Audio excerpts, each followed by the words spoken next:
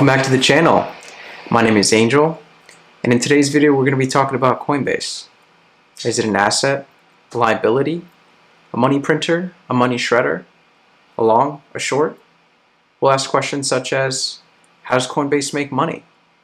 What is the current state of the business? What's their potential upside? What are their risk factors? And who are their competitors? But remember, this is my opinion as a software engineer, and this is meant to be a bird's eye view of the company. Some of the information in this video may be inaccurate or misinformed. So in conclusion, do your own research. However, this video is meant to be a launching point for your own research. Before we continue with the video though, I need to ask you for a small favor. If you hit that like button for the YouTube algorithm, so everyone else knows this video is worth watching. And with that being said, let's get into the video. So Coinbase, a financial services company. So what's their business model and how do they make revenue? So Coinbase makes their revenue from two primary sources, one being transaction fee revenue and the other being subscription and service revenue. So since their founding in 2012, they've made around $3.4 billion, primarily in transaction fee revenue, as of December 31st, 2020. And in late 2018, they began offering their product and services, in which they make the bulk of their revenue from fixed fees or usage. So it's important to note that the bulk of their revenue from 2019 and 2020 came from two crypto assets, one being Bitcoin and the other being Ethereum. In addition to that, it's important to note that in 2020, 76% of the transaction fee revenue came from the United States. And that can mean either there's potential for growth or that they're having issues expanding globally. All right, so where does Coinbase stand today? So at the time of filming this, Coinbase is actually a profitable company. However, it's trading at 46 times price per earning and around $225 per share. And historically speaking, that's a pretty high price, even for a tech company. So with that in mind, it's important to ask the questions such as, is there a margin of safety here? That's something you'll have to decide. And it may be worth it to create another video with a full DCF model.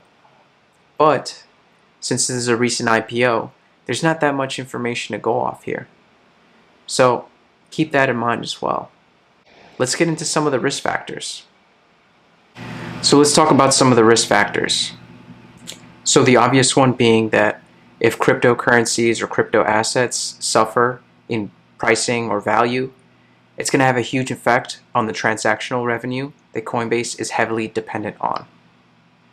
In addition to that, Coinbase, as we saw earlier, is dependent highly on two crypto assets, Bitcoin and Ethereum, to generate that huge transaction revenue. And if there is ever a security breach on either of those two crypto assets or cryptocurrencies, it's going to have another huge impact on their revenue and operations. In addition to that, any general security breaches on either their platforms, on the banking services they depend on, or any other third-party services is going to have a huge impact on the brand and Coinbase as a whole. Think about all the regulatory risk we're hearing not only here in the US, but also in the European Union, and also, most importantly, recently, in China. And finally, the crypto economy is a very, very highly competitive space. I mean, look at their competitors, such as Binance and Bittrex, and any of the other crypto exchanges that are popping up left and right. All right, so what's the verdict? What do we think of Coinbase?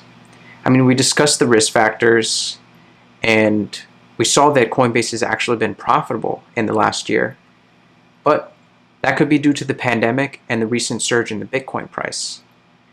And to be honest with you, it's hard to see what competitive advantage Coinbase has besides their brand and their first mover's advantage.